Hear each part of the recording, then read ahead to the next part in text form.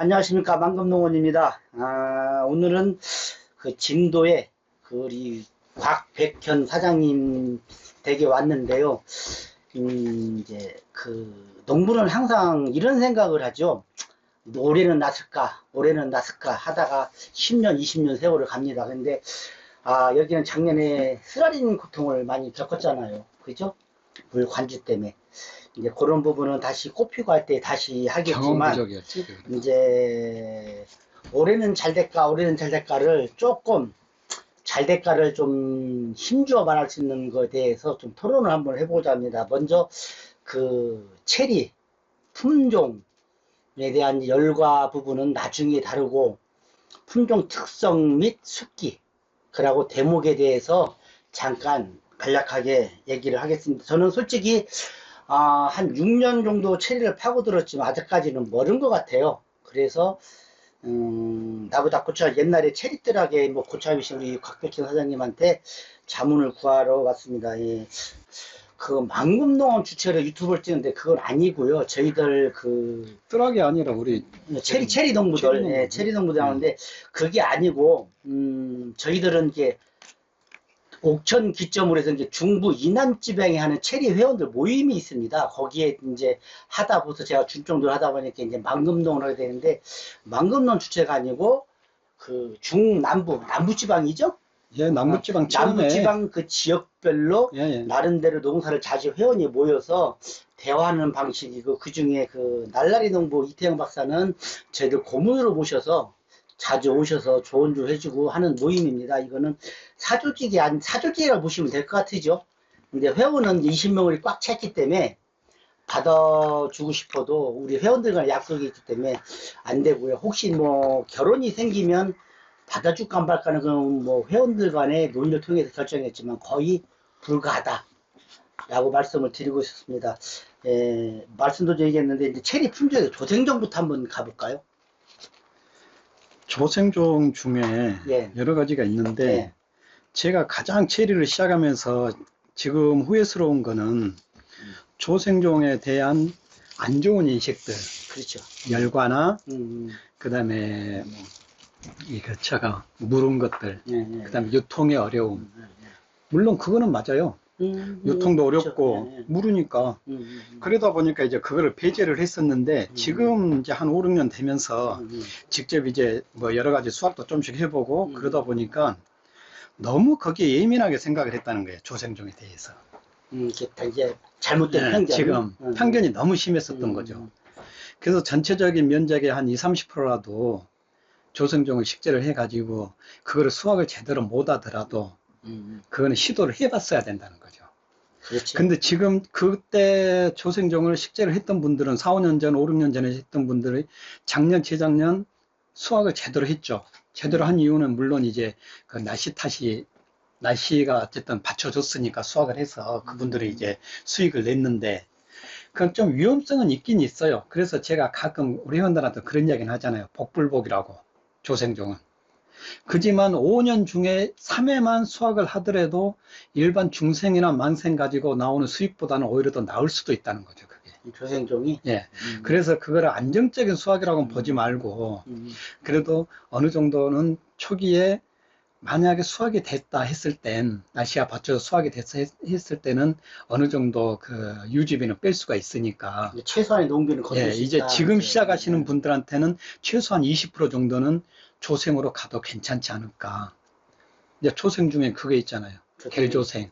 겔조생. 예. 겔조생, 그럼 겔조생 하면, 우리 박사님 숫기가 대략 언제 정도 되죠? 겔조생이? 겔조생의 남부 쪽, 그 기준을 여기 남부를 기준으로 그냥 말씀을 드릴게요. 예, 남부 쪽 기준으로. 예. 그러면 겔조생 같은 경우는 20일에서 25일. 5월. 예, 5월. 25일 전후. 20일 전후. 25일 전후. 예. 물론 순천이나 그쪽은 여기는 남서쪽이고 순천은 남쪽이잖아요. 그래서 한 3, 4일은 빨라요, 2, 3일은. 이제 기본적으로 봤을 때. 예, 기본적으로 했을 때. 지역별 장애들이 안배를 하면 되겠죠. 예. 이제 그렇게 되고, 그 다음에 이제 숫기는 그렇고, 그 다음에 크기도, 열매 크기가 제가 봤을 때는 10한 2, 3g, 13, 14g. 상당히 크죠? 큰 건데요. 12g 정도면, 12에서 13g 정도면. 근데 이 비주얼 크기 저 색깔은 색깔도 흑자색이고, 흑자색. 그 풍산성이고, 예, 풍선성. 음, 일단은 장점은 그렇게 보면 되고요. 음, 그 다음에 이제 단점이 문제죠. 단점. 무르다. 음, 무르다는 거는 택배나 배송이 그 음. 절조는 쉽지가 않다는 거죠. 유통이 쉽지가 단점이 않죠. 있죠. 거의 조생장이 거의 다 그렇잖아요. 모든 예. 품종에 단점이. 그다음에 뭐 그 무르고 그다음에 열과에 취약하고 물론 요즘 뭐 파카 이야기를 하는데 열과 예방약 파카 이야기를 하는데 그것도 써봐야 되는 문제고 이제 그거는 근데- 이제 나중에 근데 하고 이제 예예 어. 그다음에 이제 그 다음 거의 비슷한 시기나 아니면 좀 더 빠르다고도 이야기하는 그 조대과 조대과는 네. 옛날에 나왔던 품종이죠. 그렇죠. 조대과도 한 13, 14g 이상 되는 거고 조대과가 그것도 똑같아요. 무르고 조대과도 5월 한 여기 그 예, 글쎄 거의 5월 비슷해요. 비슷하게 예, 한 5월 20일에서 25일이면 이게 나오니까 5월 20일 전후 예, 예.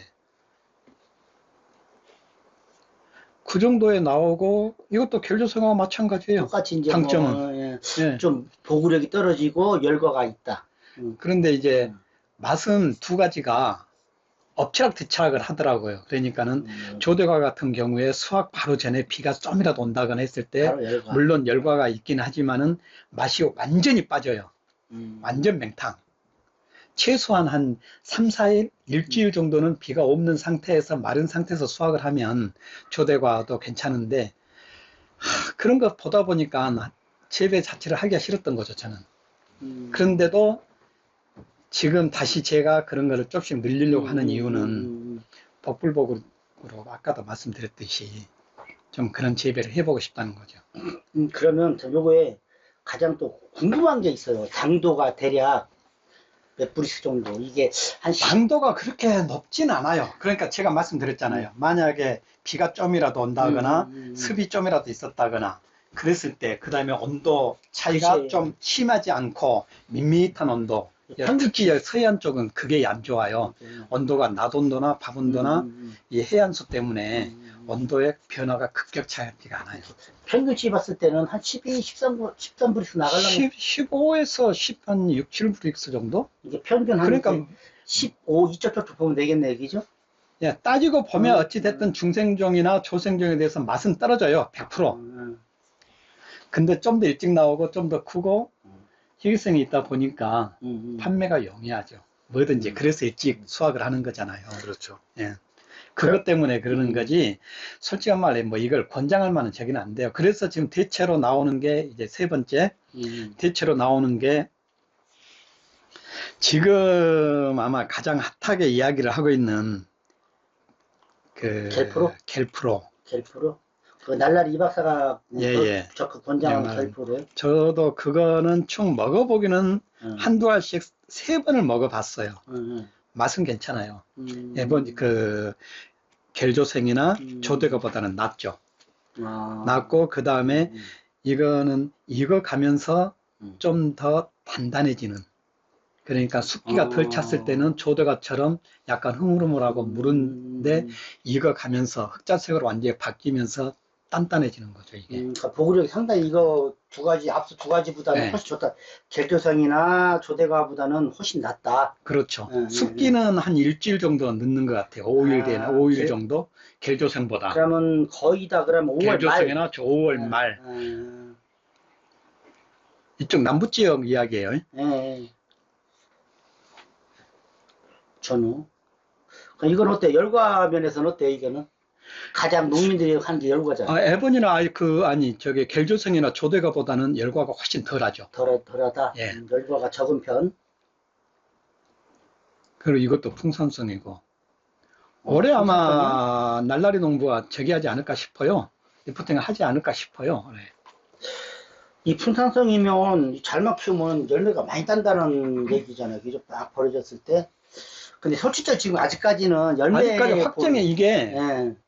저도 확신이 없어요. 그래서 저도 밭에다가 지금 약간 2,000여 평에다 식재를 하는데 자리는 만들어 놨는데 밀식을 해 놓은 상태예요, 지금. 거기다 직접 들어갈 것도 아니고 밀식을 해놨다가 이게 열매가 정말 괜찮으면 이제 옮겨 심는 거고 아니면 퇴주시켜 버리려고 그러는 거. 그러니까 나도 지금 날라리 이 박사 농장에 자주 가서 보긴 보는데 아직까지 이게 이제 올해는 제대로 열리겠네 이 박사 것도. 예, 그러니까 올해 네. 상황 보고 저도 하기 위해서 그렇죠. 물론 저는 이제 한 60% 70% 가능성을 보고는 있는데 만약을 모르니까 그렇죠. 우리가 에보니 버건디한테 호되게 당하고 있잖아요 지금. 그런 형태가 될 수도 있어요 이게. 그러니까 100% 믿으면 안 된다는 거예요. 그러면 지금. 이게 이건 비주얼은 어때요? 크기가 대략. 이게 겔조생이나 조대가보다는 약간 작아요. 작아요. 그럼 네. 한 10에서 12g 정도 되겠네. 예, 그 정도가 되죠. 10에서 근데 이제 12g. 그 열과나 이런 거 문제는 그거 같아요. 그러니까 우리가 그 살도 트고 여자들 임신하면 배도 트고 하잖아요.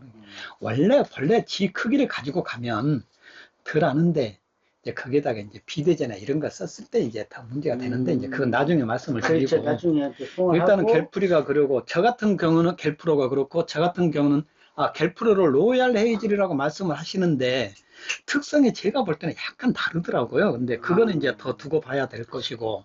그럼 이것도 흑자색이죠. 흑자색이죠. 흑자색. 지금 얘기하는 거 전부 다 전부 다 흑자색이죠, 지금. 예. 그리고 이제 제가 오히려 더 저는 더 비중을 두는 게 블랙펄이라고 제가 받은 게 있어요. 근데 블랙펄. 예.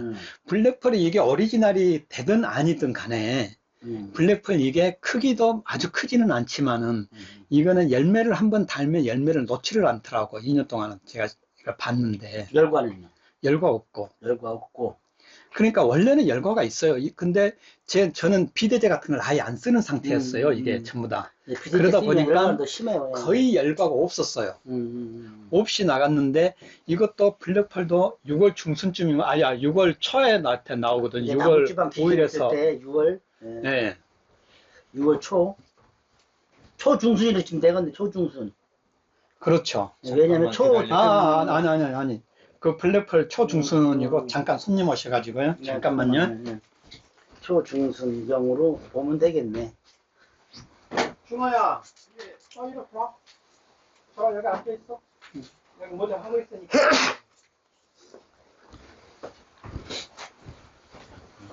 초중순이 아니라 블랙펄이 겔프하고 거의 비슷한 시기에 아마 숙기가 될 거예요. 그러면 이것도 그러면 저기는 초생이죠. 6월 초나 말, 5월 말에서 6월 초. 5월 말, 6월 초 보고 있어요. 6월 제가. 초로 보면 되거든요. 예, 6월 초를 보는데. 5월 말. 예. 이거는 지역마다 약간 틀릴 수가 있어요. 같은 지역에도 숙기가 차이가 당연하죠. 그거는. 수가 있고. 그러니까 이제 그러는 거고, 그 다음에 블랙펄 이게 예. 한번 열매를 달면 열매를 안 놔요. 끝까지. 애들이. 예. 열매를 안 낳고 안 놓고, 그 다음에 색깔도 잘 나와요. 그 다음에 빨리 나오는 편이고. 그냥 빨리 나온다는 건 무슨 말이냐면 에보니나 버건디는 4년 5년 됐을 때 그치. 생산이 되지만 네, 얘네들은 되지만, 3년 4년 1년 정도는 더 땡겨서 생산이 더 빠른 것이고 잘하면 2년 3년 예. 결실을 맺을 수 있다. 그 다음에 쉽게 저게 안 되는 거죠. 열매를 넣지 않는다. 예. 결실률이 좋다는 얘기네요. 예, 결실률 좋고 그 다음에 열과도 제가 봤을 때는 열과가 거의 없었어요. 제가 키운 건 어쨌든 여기 이제 아까도 제가 말씀드렸잖아요. 비대제를 안 썼다는 거. 그 다음에 코랄, 브룩스 얘네들도 비슷해요. 얘네들하고. 근데 물론 브룩스 같은 경우는 열과가 심하죠. 그래서 비대제를 썼을 때는 100% 열과가 되는 거고. 근데 이게 블랙펄이 참 이게 체리 품종 중에 참 이게 참 의미심장한 게 아직까지 정확하게 블랙펄이 없다는 걸로 지금 내가 듣고 있거든요. 예, 그러니까 저는 블랙펄이라고 받긴 받았는데 이제 그렇게 받았는데 블랙펄이 아니어도 상관이 없다는 거예요. 블랙펄이라고 이 품종에 대해서 아무 상관이 없다는 거예요. 저는 제가 가지고 있는 거 생산만 충분히 되고 만약 수확만 할 수 있으면 수익만 낼 수 있으면 그걸로 되는 거예요. 그게 그렇죠, 뭐 정품이고 뭐고 필요 없는 거예요. 그렇죠. 원래 농민은 이런 필요 없어요. 많이 따서 소득만 많이 올리면 돼요. 네, 단지 돼요, 그러니까. 지인한테 받았을 때 블랙펄이라고 받았는데 여기서 이렇게 좀 이렇게 생각보다 좋게 열매가 제가 나온다. 블랙펄이라고 받은 게 총 4가지가 있었어요.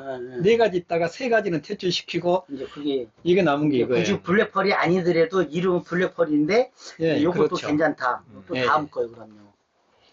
이제 그 다음으로 넘어가면 에보니나 버건디잖아요. 이제 그다음에 이제 중생 쪽으로 가는 건가요? 예. 이제 중생으로 아니, 그럼 넘어가면 저것도 있잖아요. 코랄도 보면 왜 코랄 A, 코랄 B도 있잖아요. 이 중에 또 열거가 되는 게 있고 안 되는 게 있잖아요. 코랄 B는 과경이 좀 길고 네. 좀 무르고 그래서 열과가 좀 덜하고 네. 그다음에 뭐 맛도 좋고 코랄 B가 열거가 덜하다는 얘기네요. 예, 이게 예. 또 숙기는 어때요? 코랄 B는? 코랄 B도 숙기가 6월 여기 기준으로 6월 초쯤 돼. 6월 블랙펄하고 비슷하나요? 3일 블랙펄보다 한 약간 늦더라고요. 코랄 샴페인이죠. 엄격히 따지면. 예, 예. 근데 그것도 코랄 정품 뭐 정품인지 뭔지를 몰라요, 그걸. 그게 어차피 이름은 이게 예, 저 그렇게 이야기를 여기 이야기를 한다는 것뿐이지. 이게 뭐, 코랄 A, B라고 했죠. 코랄 AB. 코랄 B가 열거가 더진다는 얘기잖아요. 예, 코랄 이 농민들은 좀 작아도 열거가 안 지고 소독하는 걸로 가야 돼요. 뭐 좋다고 백나라에 헛거거든. 아, 근데 우리나라처럼 왜 이렇게 열매를, 모든 열매들을 큰 거를 선호를 하는지, 나 그거 이해가 안 되는 거예요. 그래서 내가 학생들하고 한번, 지나가는 길에 여학생들을 내가 태우고 학교다 데려다 주면서 그 이야기를 한번 해본 적이 있어요. 야, 니네 체리 좋아해? 그러니까 좋아한대. 그래. 야, 체리가 이렇게 큼직한 게 좋아? 아니면 한 입에 똑똑 따서 조그만한 게 좋아? 그랬더니 체리는 원래 그냥 베먹기 귀찮고, 그래서 하나씩 그 똑똑 먹는 거 그거잖아요. 그러는 거예요. 근데 에본이나 버건디 그 큰 거에다가 다시 또 비대제를 써가지고 다시 키운단 말이에요. 근데 우리나라 또 역사가 그 찾으니까 어쩔 수가 없이 아니 농민들 근데 가는 거야 그 이게. 현지 생산하는 곳이나 그런 데 보면은 뭐 9g, 10g 훌륭하다라고 그렇게 이야기를 하는데 우리나라에서는 그러다 보니까 비대대도 쓰고 뭐 안 쓰는 뭐 호르몬제를 많이 쓰다 보니까 이게 저거는. 근데 에본이나 버건디나 어쨌든 비대제를 쓰게 되면은 열과는 100% 생기는 거고 그러면 이제 중생적으로 한번 가볼까요? 그럼 중생종이 이제 그러니까 에본이 버건디 근데 이거 지금 우리나라 사람들 호되게 지금 당하고 있잖아요. 그 다음에 뭐 7년, 8년 되신 분들이, 더 오랫동안 하신 분들이, 결국은 포기하고 잘라내시는 분들도 많고. 이 그거는 이제 우리 한번 보고 하고. 저도 숙기를 한번 작년에, 보자고요. 숙기가 10일이죠. 6월 10일 예. 남부지방에서 예, 예. 10일 전후. 그렇죠. 10일 전후죠. 이게 한 13g 나가죠? 충분히 나가죠. 13, 이게 최소 때 13에서 한 16g까지는 가능할 거예요. 날라리 농부 거 보니까 15는 뭐 무조건 나갔더라고요. 근데 13에서. 에버니하고 버건디하고 어떤 분들은, 뭐, 저번에 날라리 농부도 그러더라고요. 이게 바뀌었다고. 에버니가 버건디고, 버건디가 에버니라고 바뀌었다는데, 그래서 내가 지금, 다른 건 못 보고, 버건디만 나는 다시 한번 내가, 현지 저기를 갖고 한번 여러 군데 사이트 들어가서 알아봤는데, 지금 현재 이야기하는 버건디가 맞아요. 아삭거리고, 에버니는 좀 더 소프트하고, 그 다음에 단맛이 좀 더 강하고, 그 다음에 버건디가 아삭하고, 좀 더 식감이 좋고, 지금 그렇게 제가 봤을 때는, 다시 찾아봤을 때는 그게 맞아요. 근데, 문제는 버건디를, 저도 지금 잘못 생각했던 게, 그래서 버건디를 지금 콜트에다 붙인 버건디가 저한테 있거든요. 근데 해외 사이트를 이렇게 찾아보니까 지금 콜트, 맥시마, 그 다음에 아까 말했던 우리나라 공주에서 누가 했던 저기 가무에 마하레 이런 것들이 저기가 세력을 100으로 보면 크림스크 5나 이런 것들을 80으로 보잖아요. 근데 이 100으로 보는 데다가 전부 다 해외에서는 에본이나 버건디를 접을 붙였더라고 보니까. 근데 여기서 크림스크에다가 왜 버건디가 크림스크에 붙였지라고 생각을 해보니까 그냥 숙기를 땡기기 위해서 그랬던 건지 뭔지는 모르겠어요. 나도 이제 그 당시는 몰랐으니까 그렇게만 알고 생각을 하고 있었는데 이번에 다시 자세히 보니까 거의 전부 다 세력이 좋은 그 대목에다가 접을 붙인 거예요. 비주얼도 크고 많이 달리고 하니까. 네, 그래서 아마 그런 좀 더 다르고 있는 것 숙기부터 한번 보고 좀 더 다르고. 에버니 버건디가 이게 당도가 이것도 한 15, 16 나가죠? 브릭스가? 18, 20 나가죠. 18, 20 브릭스요? 그렇죠. 네, 18에서 20 브릭스. 참 이것도 흑자색이고요. 예. 버건디 색이고 에본이 색이고. 예, 근데 이건 참 비주얼이 참 좋아요, 여기죠. 이제 우리가 농사 짓는 법만 조금만 배우면 이제 비주얼로 좋은 거는 브룩스가 비주얼이 좋고, 아, 자, 아까 저 그 브루스, 엉덩이가 조생종의 생겨서. 브루스를 안 다룬 거는 오늘 열거가 너무 많이 지니까 괜히 혼동될 수 있어서 브루스는 빼놓고, 저도 브룩스는 있긴 있는데, 음, 저는 이제 그렇게 생산성도 좋긴 하지만은 음, 그 리스크가 너무 심하니까 저는 그거는 브룩스는 좀 빼는 거고. 그러면 이제 가장 그리고 지금, 아니, 그리고 저기 일본종을 하나 넣고 싶은 게, 네, 저기 조생하고 브룩스하고 그 사이에 나오는 네. 산수봉이라고 있잖아요. 홍수봉. 아, 이 홍수봉이라고 요새 많이 얘기해요. 홍수봉이라고 홍수봉. 이야기하는 그 것들. 조상종 쪽에 들어가나요, 예, 예. 홍수봉도? 근데 저도 그렇죠. 이제 저는 이제 순천에서 음. 가져온 거라서 이제 산수봉이라고 이야기를 하는데 음. 맛도 좋고 풍성성이고 그다음에 잘 달려요. 그러니까- 산수봉이라는 거. 예, 가장 쉽게 농사 지을 수 있는 게 산수봉. 음. 그런데 올해 제가 뭔 문제냐면 전에 와서 한번 보셨잖아요. 음. 누리끼리 했잖아요. 그 전에 딴 거는 색상이 나왔어, 빨갛게. 근데 아까 내가 이야기했잖아요. 네. 열대야. 열대야가 길다 보니까 온도 변화가 없다 보니까 얘들이 색상이 안 나와버린 거예요. 이게 홍수봉은 다른 지역도 다 그 마찬가지고. 이게 홍수봉 즉 산수봉이라는 게 빨간색이라는 거죠. 붉은색이죠. 붉은색. 예, 빨간색, 홍수봉 계열이니까 어찌됐든. 붉은색이고 요가 홍수봉 계열이면 비율이 한 근데 이게- 8g, 9g? 그건 10g 돼요. 10g. 10g 되는데 비대질 안 썼을 때 한 8g, 9g, 10g. 그러니까 나는 비대질 안 쓴다고 했잖아요. 10g 되는데 문제는 이건 맛도 좋아요. 생성도 좋고. 생산량도 그런데- 많고. 예. 근데 이게 만약에 올해처럼 색상이 안 나왔다. 판매 못 해요. 맛도 안 나올까 그럼? 맛은 그런 대로 있는데 맛도 덜하고. 그 다음에 이걸 포장을 딱 해놓고 보니까 비주얼이 정말 내 거여도 내가 먹고 싶은 마음이 안 생겨요. 누리끼리 해가지고. 그래서 이거를 제2 주종으로 제가 삼으려다가 포기를 하고 지금 있는 거 한 100여 주만 지금 놔둬버린 거예요. 거기서. 근데 여기 이걸 당도는 당도도 좋고 맛도 당도 쫄깃하고 한 괜찮아요. 14, 15? 보구력은 어때요? 보기력 좋고. 그러면 보통 한 18g, 18브릭스는 된다고 해야 되겠네요.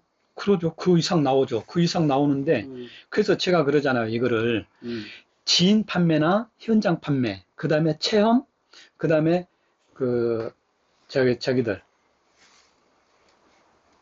어디 선물용이나 간단하게 손님들 오셨을 때 그냥 내놓기 좋은 거. 인터넷 판매는 좀 불가하다. 인터넷 판매나 이런 것들, 그 다음에 이거를 포장을 했을 때 비닐 안에 포장 들어가는 거 그거는 비추예요. 저는 정말 이건 소비자들의 선택에 눈으로 먼저 어렵다는 맛있어 거잖아요. 보여야 되는데 눈으로 보면 이거는 이게 뭐야 이런 느낌이 들 거예요. 먹어본 사람들은 먹는데 그래갖고 올해 처음 진도에서 보는 다른 사람이 그 포장을 해갖고 내놓은 것도 봤거든요.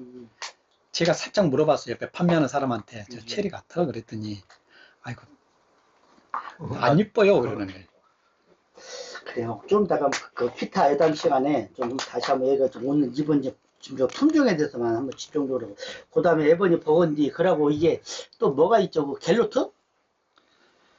제 최애는 갤로트니까 갤로트는 거짓말을 안 하더라고. 아니 그 에버니 버건디 지금 그 다음에 갤로트 가던가요? 갤로트인가 이게? 갤로트도 중생적으로. 벤톤도 있죠. 아, 자 벤톤이네 벤톤. 비주얼은 좋죠 벤톤이. 벤톤이 이거 벤톤이 비주얼은 좋은데 이게 숫기가 이것도 저긴가요 그러면? 숙기는 한 6월 15일 정도? 예, 숙기는 거의 그 에버니나 버건디보다도 오히려 더 빠른 것 같아요. 6월 10일 거의 비슷하죠. 예. 이게 이것도 흑자색이고 이게 내가 그때 한번 먹었을 때 맛이 좋았었는데 흑자색이고 이게 대략 한 14, 15g 정도 안 될까요? 14, 5g 안 되죠. 안 에버니나 되는가? 버건디보다는 약간 작더라고요. 작죠. 그럼 작은데 한 12, 3 되겠다. 12, 예. 3. 근데 이거를 지금 처음에는 이제 꽤 괜찮다. 그 다음에 비주얼도 좋거든요.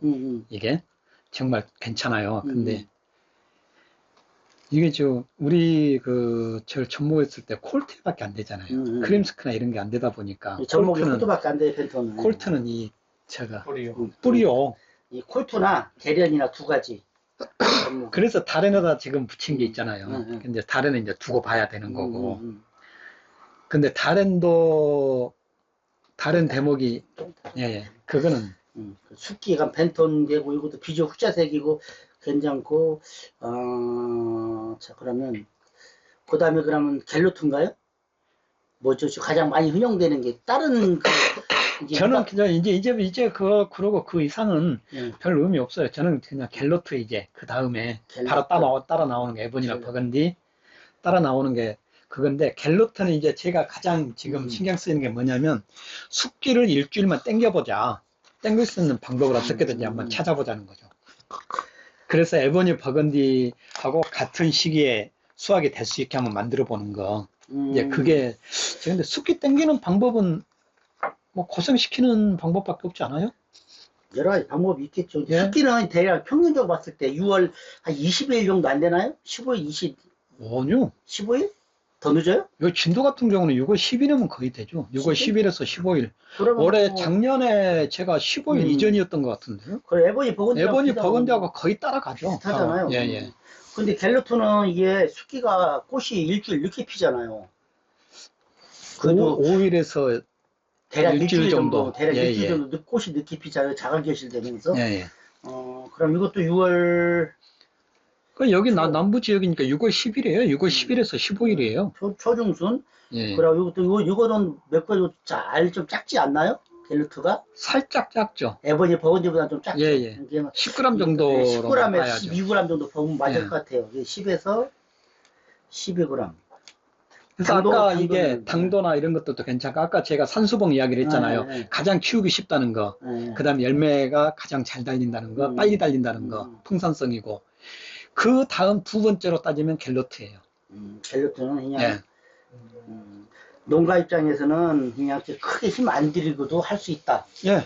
뭐 산수봉인지 홍수봉인지 이거는 정확하게 이름을 모르니까 홍수봉에다 하고 산소에다 하는 거 요거는 이제 요것도 갤로트도 뭐 정확한 품종은 아니에요. 예, 모르죠. 예, 정확하게 예, 예. 모르니까 이거는 여기 요 추도 이것도 아마 이거 갤로트가 좀 맛있었었죠.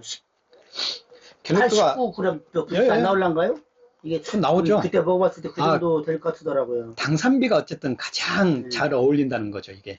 약간 신맛이 좀 받쳐서 오래 가더라고요. 이게 그러니까. 그러니까 물이 저기가 수분이 좀 많은 상태에서는 신맛이 훨씬 강하고 신맛 빠지면서 원래 그러잖아요. 신맛이 단맛으로 바뀌잖아요. 그렇죠. 예. 그러니까 그 수분이 없어지면서 이제 단맛으로 바뀌면서 나왔을 때 그 맛이 제대로 냈을 때는 정말 이보다 맛있는 건 저는 없다고 봐요, 이걸.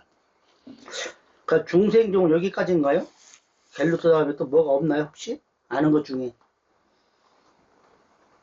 이거는 뭐 아는 정확하게 것 우리가 중에 알고 있는 것만을 얘기를 해주는 거지, 우리나라에 돌아다니는 보편적인 거 다 외울 수는 없어요, 솔직히. 그렇죠. 우리가 농사 전체 짓고 있는 것만. 그러니까 아니 그 이상은 별 의미가 없고 그 다음에 이제 그 전에 예. 중간에 있는 그 첼란 아, 첼란도 저 중생종 들어가나요?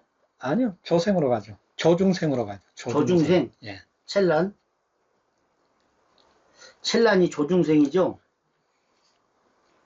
그러니까 첼란도 차라리 그러니까 전에 제가 농담 삼아서 그랬죠. 에본이나 버건디 수분수가 첼란이 아니라 첼란의 수분수로 에본이나 버건디를 차라리 식재를 해라. 그래서 첼란 수확을 하는 게 차라리 낫다 이거죠.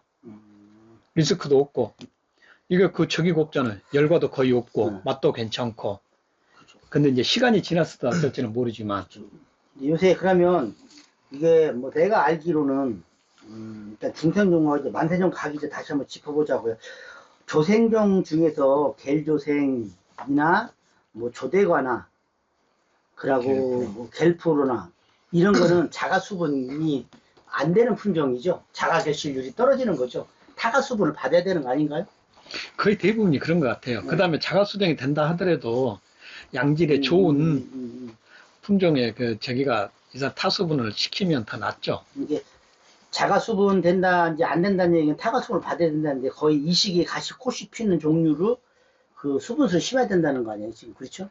그러죠. 그래서 저는 이제 베니테마리를 거기다 넣고, 베니테마리가 일반 에본이나 버건디보다 한 5일 정도 빠르더라고요.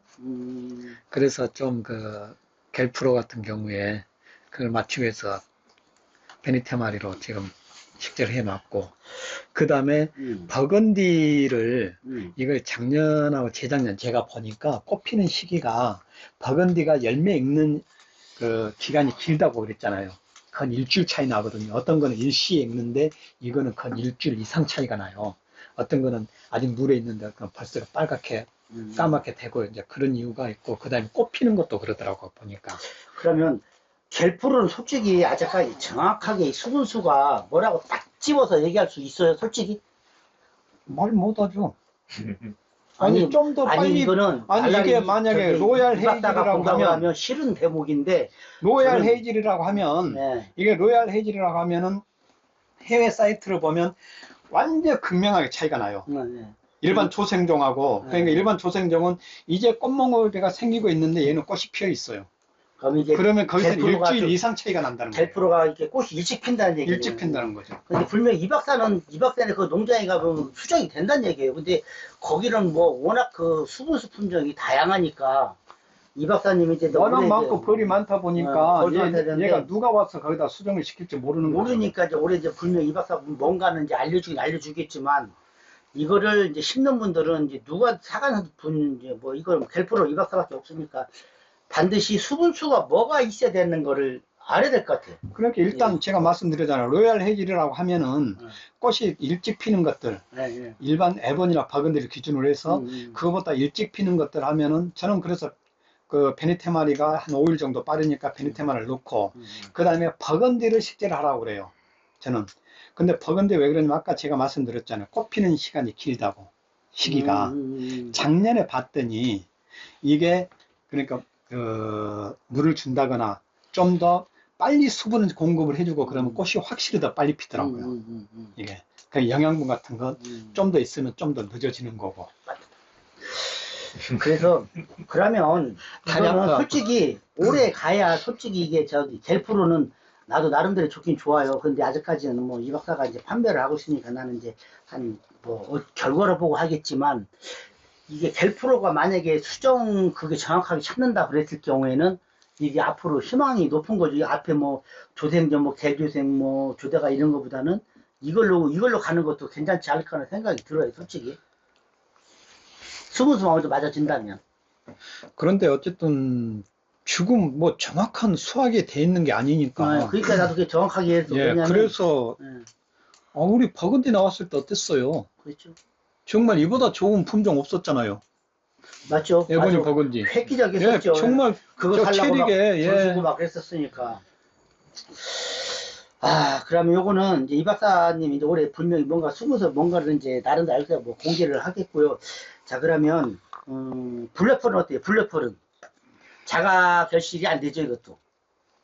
블랙펄이 자가결실 안 되는데 그 주변에 에보니나 네. 버건디, 에보니, 야핑이 버건디, 됐든 뭐가 뭐가 첼라이 됐든 그 아, 수정은 잘 되는 것 잘 같아요. 되는 그 다음에 쪽이고. 걔도 수정을 잘 시키는 거고, 블랙펄도. 거기, 아까 산수봉. 홍수만 산수봉 이름 나이팅. 산소봉은 자가수정인지 뭔지를 모르겠어요. 근데 아직까지? 수정이 잘 되더라고. 작년에 많이 달리더라고요. 근데 그게. 그러면 주변에 뭐 특별한 품종이 없었거든? 뭔가 그 심었을 때 주변의 품종을 한번 생각을 해봐봐요. 아니, 주변에 있던 게 브루스 조금 있었고, 네. 그 다음에, 러시아파로 있었고, 물론 러시아파로 이제 배냈지만, 네. 그러고, 브루스 있었고, 그러고는 없었어요. 주변에. 꽃이 있었다는 거는. 그 다음에 저기가 뭐 벌이 많거나, 수정 매체가 많은 것도 아니었다는 거지, 그게. 그래서 제가 처음에 생각한 게 산수봉이라고 그랬잖아요. 정말 매력이 있어요. 근데, 때깔이 안 좋아서 그러지. 이제 그걸 뭐 나중에 한번 아까 얘기했던 그 첼란이 혼동되는 부분이에요. 사람들이 첼란이 이게 타가수분 된다고 제가 알기에 타가수분이 안 되는 거거든요. 너무 줄 수 있는 꽃가루가 많지 않거든요. 지금 이게. 첼란하고 그 블랙 타타리안 이런 것들을 수분수로 네. 그 책정을 많이 해놨잖아요. 네. 근데 첼란도 내가 볼 때는 비주얼이 떨어지는 것도 아니고 맛이 떨어지는 것도 아니고 물론 맛이 뭐 특별히 좋은 건 아니에요. 근데 생산성도 괜찮더라고요. 그래서 나는 첼란도 괜찮겠다 싶은 생각이 들어요. 첼란은 어떤 사람은 뭐 자가수분 된다고 하고 어떤 사람은 또 안 된다고 하는데 저는 확실하게 모르고서 이제 내가 자가수정은 아닌 것 같아요. 그죠? 그게. 예. 너무 꽃가루는 이제 줄 수는 있어도 너한테 꽃가루를 받아야만 이게 착가량이 늘어난다는 걸 알고 있는데 어느 사람은 된다고 어느 사람은 되고 내가 이게 설명을 해도 어떤 사람은 그 자가수분대에 조욕을 하는데 나는 그런 분들은 안 주거든요, 솔직히 묘목을. 근데 네. 그 자가 수정이 된다라고 하는 것들 있잖아요. 네. 그것들을 100% 믿을 건 아닐 것 같아, 제 생각에. 맞아요. 자가 수정이 된다 하더라도 음, 우량 품종이 주변에 두세 개는 있어줘야 맞아요. 그게 예. 같이 제가 되고 그러는 거지. 예. 내가 볼 때는 자가수정, 이 품종은 자가수정이 됩니다 하고 그 품종 하나 딱 심어가지고 정말 잘 달렸습니다. 수확을 많이 했습니다. 없어요. 이렇게 자가수분 그건 되는 것도 아니에요. 남한테 꽃가를 받으면 시방도 튼튼하고 과일이 더 비주얼이 좋아요. 예. 모든 나무가 다, 모든 열매가 다 그런데 저는 그게 갤프로 저기 할 때 문제 이것도 되는지 안 되는지 모르겠지만 보면 대개 보면 흔하게 많이 가는 게 지금 라핀을 많이 찾거든요. 라핀이 자가수분, 타가수분 되는데 이것도 의외로 홍수봉이나 이런 게 될 수도 있다는 얘기죠. 꽃피니시 근데 갔다 오라고. 이게 맞아요. 라핀이 수정을 많이 시키잖아요. 꽃가루가 워낙 많으니까. 예, 꽃가루 많으니까 네. 수정을 시키긴 하는데 근데 이쪽 남부 지역에서는 안 맞는 이유가 네. 얘가 만생이잖아요. 네, 네. 너무 늦잖아요, 습기가. 얘가 익을 때쯤 15일에서 20일 되면 여기는 100%그 뭐죠? 장마. 자, 막 벌이나 뭐 이런 거 찍고 예. 새나 아. 새와 벌들이 새파리 뭐라 우리 그러나? 이제 예. 초파리. 초파리. 음. 100% 초파리 와요. 얘 식재 그 습기 때 되면. 근데 라핀도 사실 농사가 잘 지면 비주얼이 괜찮은 품종인데 이게 만생도로 가다 보니까 사람들이 등하시를 근데 하는데 만생정 치고는 또 맛이 없잖아요. 맛이 맛도 떨어져. 없어요. 예, 예. 그런 쪽에서는 저는 이제 보면 이게 다 갤프로나 뭐 된다고도 저는 이게 자가수분이 된다고 그래도 남한테 꽃가루를 받을 수 있는 품종이 있으면 이게 쉽게 얘기해서 미약가를 90도 올자 30도 등판길에 올라가는데 누가 조금만 밀어주면 소라게 올라가잖아요. 그냥 갔을 때는 올라가요. 그죠? 근데 누가 조금만 도와주면 빨리 하잖아요. 이게 수정은 하루에 더 빨리 수정을 시키는 게 좋은 건데 이게 자가수분 된다고 그것만 딱 신문 보면 자가수분 되 열매가 많이 안 달려 이런 전화를 의외로 많이 받아요. 그런데 그분들은 얘기를 해줘도 품종이 나쁘다고 얘기를 하니까 할 얘기 없는 거예요. 근데 그 라핀 저도 그 네. 다른 데다 그 접목되는 라핀이 있었잖아요. 지금도 물론 있고. 그래서 작년에도 꽃은 많이 폈었어요. 근데 열매가 그만큼 열렸냐? 아니었거든. 그 당시에 수정이 될 만한 다른 품종이 없었어요. 그 그렇지. 주변에. 자가수분돼서 그러니까 예. 그래서 그런 이제 얘기를 듣고 그러면 에버니 버건디는 서로 애굽이하고 버건디하고 서로 상호작용을 한다고 하더라고. 이 박사님도 한다고 하는데 이게 그러니까 어느 분은 네. 에버니가 버건디는 수정을 시키지만 버건디가 에버니를 수정을 못 시킨다. 네. 또 어떤 분은 버건디가 에버니를 수정시키지만 에버니가 버건디를 수정을 못 시킨다라고 하는데 우리나라 체리 솔직한 말로 정확한 데이터 없어요. 없잖아요, 지금. 인정해. 예. 뭐 수십 년, 수백 년 된 곳에서도 뭐 미국 같은 곳에서도 블랙펄 같은 거 갖고 갑론을박이 지금도 심한데 우리나라가 몇 년 되지도 않는 이거 가지고 무슨 뭐 어떤 데이터가 정확히 나올 까닭이 없는 거예요. 예. 그러면 수분수를 첼라는 가능하잖아요. 그렇죠. 이제 수분수 첼라에 됐든 뭐가 됐든 같은 피는 거 종류에 심어놓으면 훨씬 좋겠다. 그럼 이 벤톤하고 이 갤루트는 자가 수분율이 높은 거죠, 이것도 두 가지가. 벤톤도 자가 수분율이 높은 거 아닌가요? 그게 레기나나 뭔가 있어야 수정이 되는 걸로 저도 알고 벤톤은 있는데. 자가 수분이. 예. 근데 아까 제가 좀 전에 말씀드렸잖아요. 정확한 데이터 없다고. 뭐 그거를 뭐 그 두 가지만 딱 놔두고 누가 수정시켜서 열매를 따본 것도 아니고 그렇잖아요. 그거. 그럼 갤프로 한번 가보자고요. 갤프로는 저 갤루트 참 미림 비슷비슷하니까 참 헷갈리네. 이거 뭐요? 이게 남바에 놔야 돼. 이 갤루트는 자가 수분이 된다고 알고 자가 있는데. 수정이 된다라고 하는데 그래도 이거 제가 볼 때 저 2년 동안 꽃은 많이 폈었거든요. 작년에 조금 달렸고 재작년에 꽃 폈을 때 거의 안 달렸었고요. 그러니까 올해가 또 뭐라고 말씀을 하시냐면 어떤 분은 자가 수정이 돼도 4년 5년 돼야 잘 달린다라고 그래요. 그거 좀 이상한 말 아니에요? 자가 수정 되려면 꽃 폈으면 지가 열매는 뭐 크든 말든 중간에 낙과가 되든 말든 일단 수정은 돼야 되잖아요. 그게 암수 분명히 그 한 꽃에 암수 같이 있으니까 그 어쨌든 수정은 돼야 되는데 안 달리더라고. 이게 좀 자가 수정 된다는 건 망감류로 봤을 때 망감류도 자가 수정이잖아요. 그냥 화분에서 집에서 키울 때 하고 선풍기 꼽힐 때 살짝 선풍기 밑풍으로 흔들어서 꽃과를 날릴 때 하고 이 결실이 틀려요.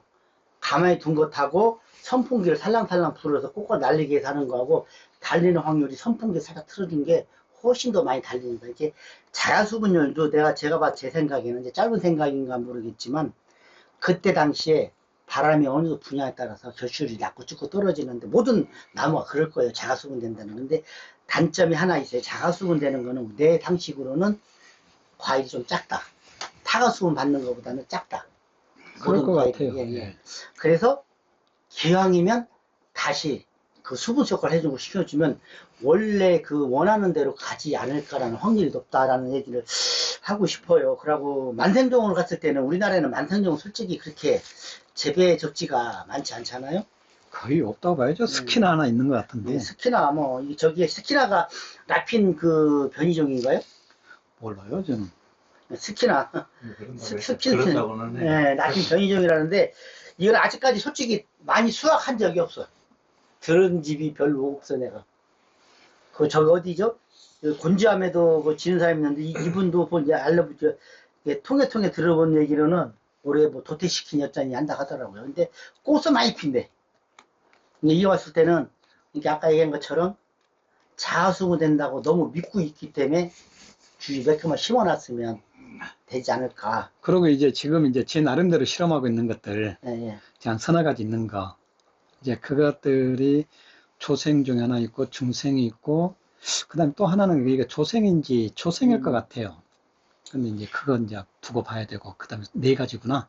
진도 실생까지. 실생에서 수확된 거. 실생도 상당히 빠르더라고요, 수확기가. 그래서 지금 이제 올해나 내년쯤에 열매를 좀 볼 것 같아요. 그는 뭐 예, 지금 여기서 지금 하고 있는 게 한 4-5가지 됐다. 아직 공개는 할 수가 없는 상태고, 왜냐하면 정확한 결과물이 안 나왔기 때문에 그렇죠. 할 수는 예. 없고, 단지 이제 예상치가 그렇다는 얘기니까 다음에 되면 그때 하기로 하고, 만생종은 그냥 다루지 맙시다. 왜냐면 만생 잘못하면 만생종 할 필요 없어요, 솔직한 말로. 되는데 이게 예, 또 예. 이게 이제 그러면 이제 이 열매 중에 이제 우리나라 체리 농사 짓기가 왜 힘든가를 보면 분석을 해보면 대개 보면 이 체리는 임신 기간이 짧습니다.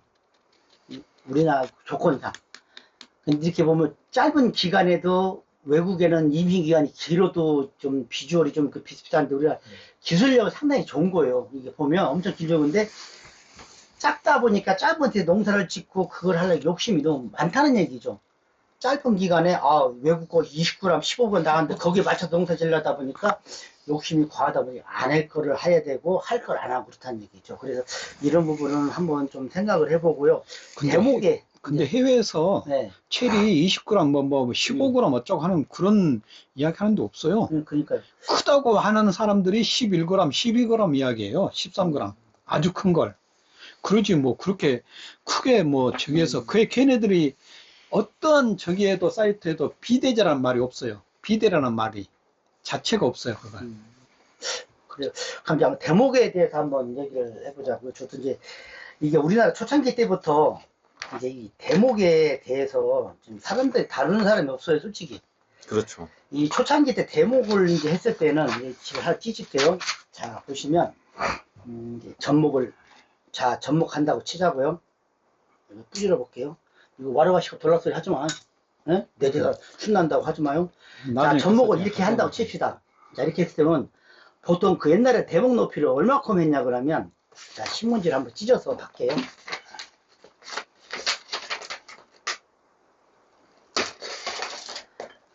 자,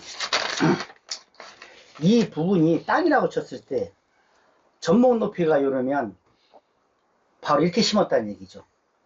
그러다 보면 이제 며칠 동안 하나 붙여서 그다음 여기 흙이 쳐올려지다 보면 결국에는 여기까지 흙이 높이가 접목 부위까지 올라간다는 이렇게 올라온다는 네. 얘기죠. 그러면 이 대목에 대한 특성이 싹 사라지는 거예요. 대목이 뭐냐면 그 고유의 대목 특성을 뭐 습기에 뭐 세력을 양하게 강하게 하는 거를 뭘 바뀌기 원함인데 초창기 때는 다 이렇게 해서 농원이 어디고 저도 농원을 하지만 우리 여기 에버그린 사전도 농원을 하지만 반성할 부분이 그거라는 얘기죠. 갖다 심으면 잘 돼요. 이 매뉴얼을 정확하게 안 한다는 얘기죠. 습기면 뭐며 그래? 그러다 보니까 세력이 세다 보니까 우리 열매 안 열려 체리 나고 못 쓰고 뽑아제끼는 얘가 불과 3년 전까지 계속 뽑아제꼈대. 체리 못 써. 그죠? 그러다 조금 하던 분들이 조금 이제 요만큼 내려왔어요. 요만큼 내려왔다는 얘기죠. 요만큼 내려왔다는 얘기는 이것도 마찬가지라는 얘기예요. 그렇게 쳐올르다 가면 몇 년 동안은 되는데 한 3, 4년 되니까 이 꽃 몇 개 피고 열매가 안 열려. 근데 이걸 농원을 정확하게 얘기해 준 농원이 없었다는 얘기죠.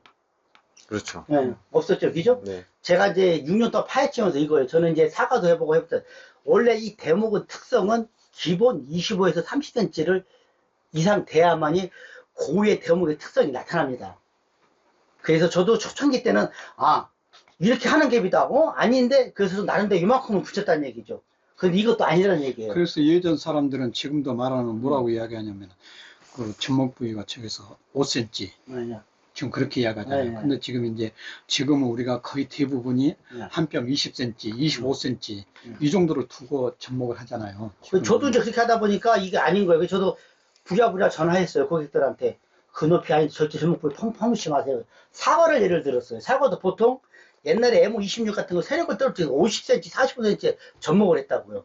붙여서 지상에서 최소 20cm, 15cm 높여줬는데 우리 체리도 똑같은 그런 원리를 적용을 해야 되는데 안 했어요. 그냥 이렇게 바짝 흙이라고 그러면 그냥 해. 나무 세력 잘 크죠. 더군다나 우리나라 습성이 빨리빨리가 있잖아요. 거름을 많이 주면 나무 잘 커. 나무 더 기가 잘 크죠. 막혀. 예. 그냥 생식장작으로 안 가고 영양생을 쭉쭉쭉 열매를 안 열리는 거죠. 이제 만만 나무 이렇게 부모가 봤을 때는 완전 호루자식이지. 이제 일을 안 하고 그냥 그냥 나가서 그냥 빠찡거나 하고 놀러 다니는 이게 아니게 저도 이제 2년 전부터는 그렇게 하자. 대목을 최소한도 뿌리서 25cm 이상 30cm까지 해서 붙입니다. 그래야 원래 더 높게 붙여야 돼. 그래야 그래도 그런 특성이 나오죠. 그러면 심었을 때 저는 최소한도 20cm, 20cm 나오라 합니다. 이게 모든 두둑이 있다 가면 원래 체리는 이 박사는 내가 통화를 많이 해봤는데 이건 그렇게 하다가 이 나무가 뿌리가 있을 때 얹어놓고 흙을 찌라 하거든요. 왜 그럴까요? 대목 높이를 높게 하면서 물도 키지 말라는 쪽이겠죠. 사장님이 두둑을 만들어서 놔둔 거랑 똑같은 맥락이라는 얘기죠.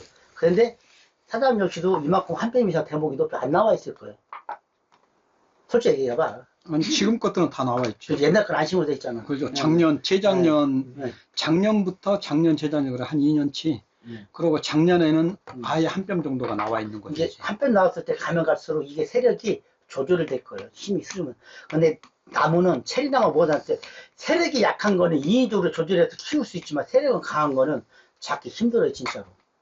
박피를 해본다, 뭘 한다 해도 뿌리 당근한다 해도 뿌리를 일시적으로 당근하는 거는 잠깐은 세력은 떨어진다. 나중에 갔을 때 세력을 또 확장시켜주는 거죠. 세근이 많이 나와서. 이런 부분을 하는데 이런 부분은 솔직히 농원하는 입장에서 저도 초창기 때는 맨모르고 이제 했을 때는 이게 맞는 갭이다라고 했었는데 파고는 이게 아니라는 얘기죠. 그래서 저는 세력이 약하다고 세력이 안 열려 하는 사람은 지금 무료로 그냥 몸을 줍니다. 왜냐하면 내가 잘못했으니까 인정을 해야죠. 왜냐하면 우리 농원은 묘목 하나 파는 거로 끝나지만 농가는 한번 잘못 심으면 보통 4년 내지 8년을 허송세월을 보내거든요. 지금에서 오늘 대목통 때문에 이런 개념을 절대 어디가 사더라도 대목이 뿌리서부터 30cm 정도 되는 거 접붙인 데까지 그런 걸 사서 심으시는 게 좋을 것 같아요. 우리 어때 고수님 한번 얘기를 해보세요. 아니 나 그에 대해서는 나는 잘 모르죠 아직. 뭐 정확히 저기를 본 것도 아니고. 저는 그거를 원해요. 사과도 먹어보면 다 묻어도 이만큼 띄웁니다. 그래도 하다 보면 10년 20년 지다 보면 이만큼밖에 안 떨어져. 그러면 어느 분은 고기만 이렇게 파내요. 뿌리가 안 나오게. 그러면 우리가 그 어떤 품종에다가 다른 품종을 고접을 하잖아요. 예. 고접을 하면 지금 다른 품종이 이렇게 다 올라 있단 말이에요. 예. 여기서 나온 가지를 가지고 두 번째, 세 번째 나온 가지 여기다가 만약에 고접을 하잖아요. 다른 품종을. 예. 그럼 사장님 말씀대로 하면은 이 대목의 특성을 받냐 아니면 이 전에 붙어있던 그 품종의 특성을 받냐 이거잖아요. 또 다르잖아요. 그러면. 근데 정확하게 그거는 솔직히 저도 그럼 올해 벤톤을 제가 몇 개 붙여볼게요. 제가 보다는 이유가 벤톤 안 됐었지. 네. 그러면 이 얘기를 해줄게요. 한 10여 년 전에 복수가 유명했다가 대석자들을 붙였어요. 고접을 했어요. 30cm 높이에서. 그래서 그거를 키웠을 때 대석이 호무샤만큼 거의 가까이 컸어요. 그 원리 이유를 얘기하라고 하면 못해요. 그런데 그 복숭아 연구원 그 박사님도 와도 그래도 자기네들은 그걸 이유를 모르겠대.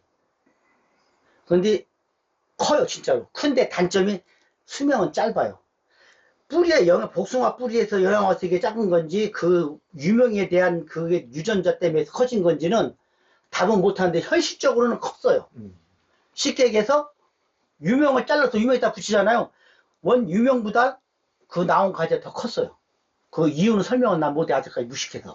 아니, 근데 방금 지금 말씀하시는 거, 네. 전에 내가 한번 말씀을 네, 드렸어요. 네.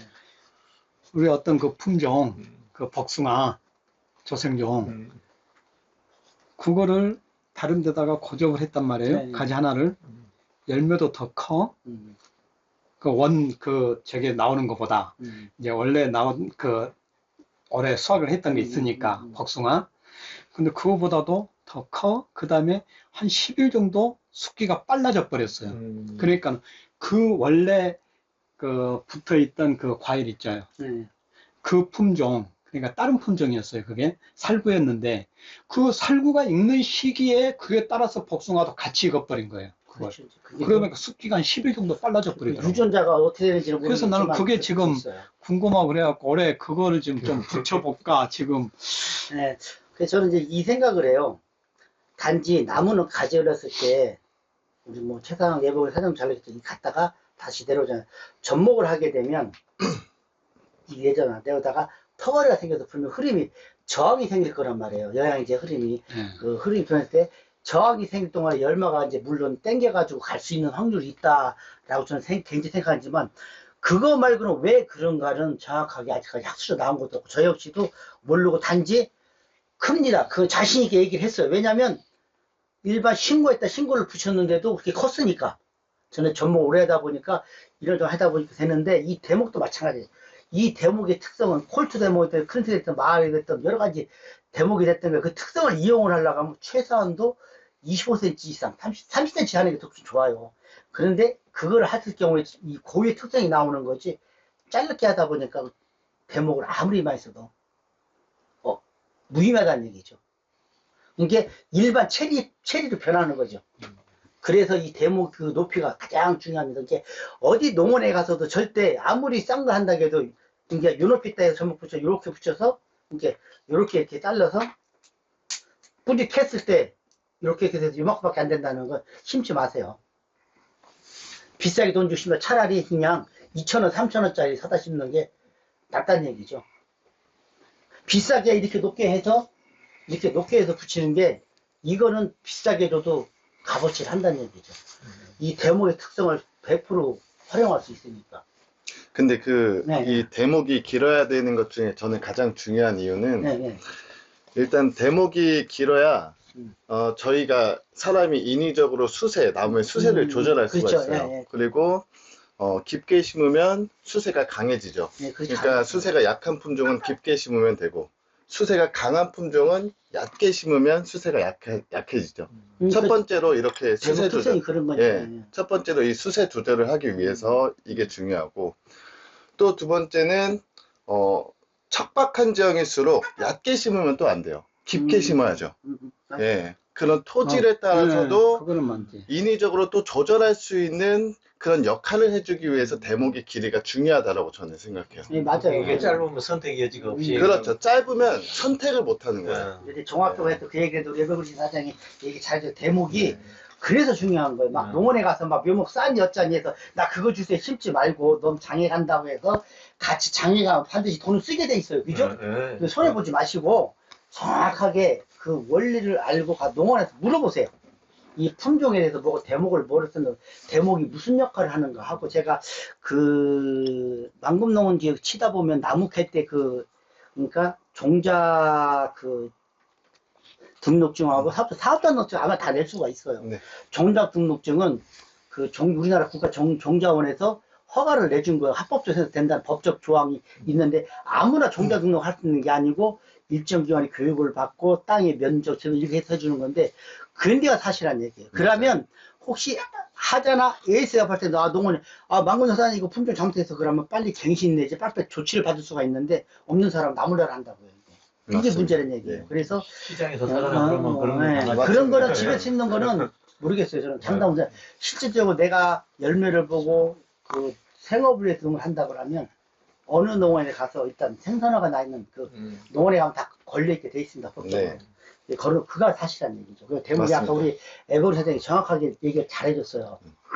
그 대목 그렇게 중요한 거, 이게 위에 접수는 저는 이게 여기 아까 우리 얘기했던 거 뭐 이런 거 다 좋아요. 솔직히. 다 좋지만 우리 지역에 맞았을 때 수확량 많이 낳고 돈을 벌 수 있는 품종을 택하라는 얘기예요. 저는 일본 품종도 괜찮고 다 좋아요. 맞는 거 충분히 공부를 하시고 많이 공부를 하시고 난 다음에 선택을 해서 하고 한 군데 농원 딱 전해서 아 맞습니다. 그거 심으세요라고 호가 넘어가지 마시고 몇 군데 연락을 해서 확실하게 상담을 받고 난 다음에 결정을 하시라. 그리고 대목 높이는 가장 첫 문제가 대목 높이는 몇 센치를 붙였어요. 그리고 그 다음에 품종을 물어보세요. 저는 그걸 권장을 하고 싶어요. 우리 에버그린 사장도 어떻게 한번 다시 할 수 있는 이 묘목 구입에 대한 요령을 할 수 있는 얘기를 한번 해줘봐요. 묘목 구입 요령이요. 당연히 뿌리를 먼저 봐야겠죠. 그렇죠, 예. 예, 저는 나무의 굵기도 중요하겠지만 사실 이제 뿌리야. 일반 소비자분들은 굵으면 굵을수록 좋아요.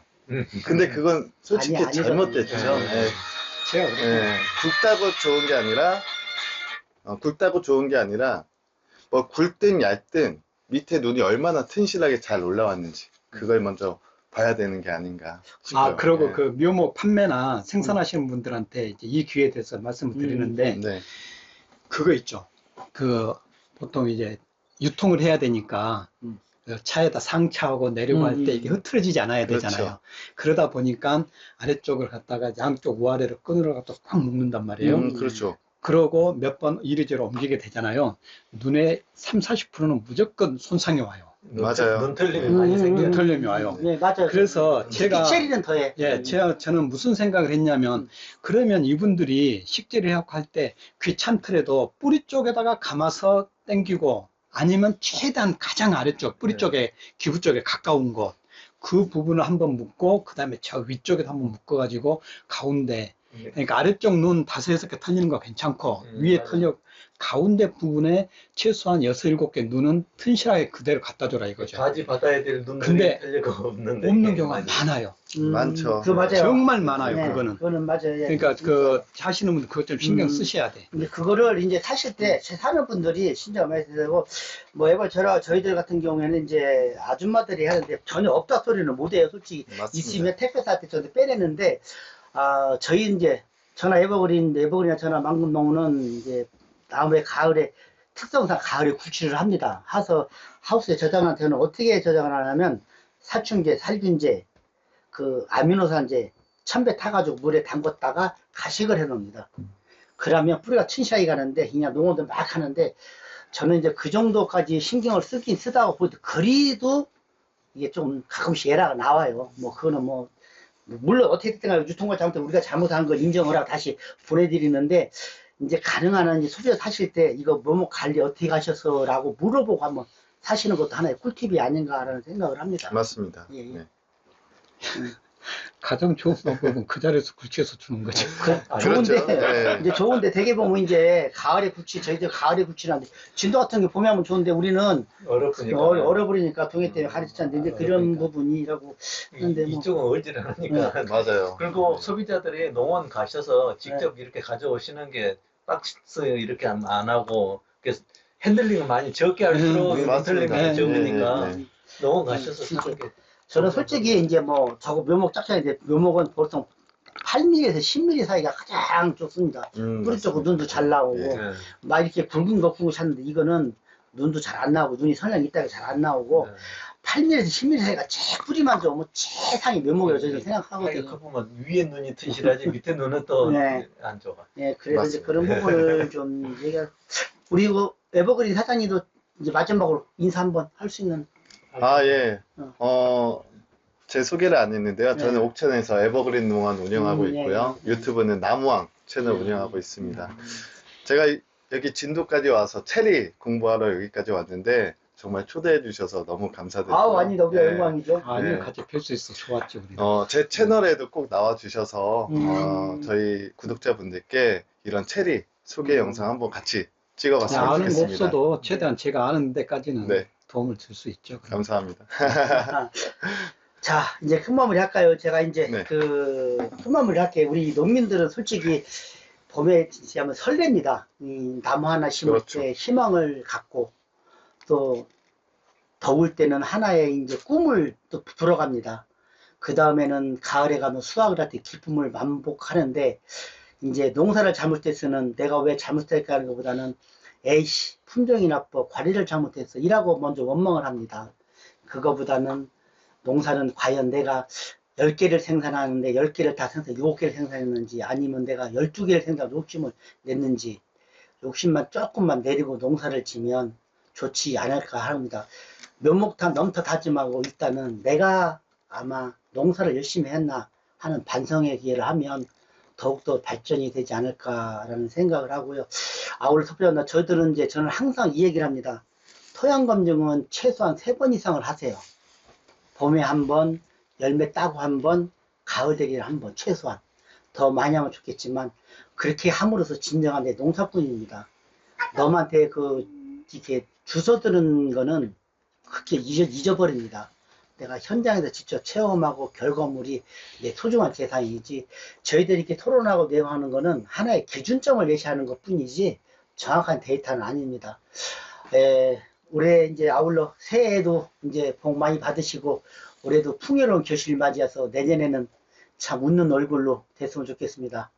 우리 저희 목포장을 만금 노부가 기꺼이 해주신 진도 박 사장님 올해도 건강하시고 작년처럼 농사 망치지 마시고 올해는 좀 잘 좀 되기를 부탁을 드립니다. 자, 예, 모두들 감사합니다. 예, 감사합니다. 예.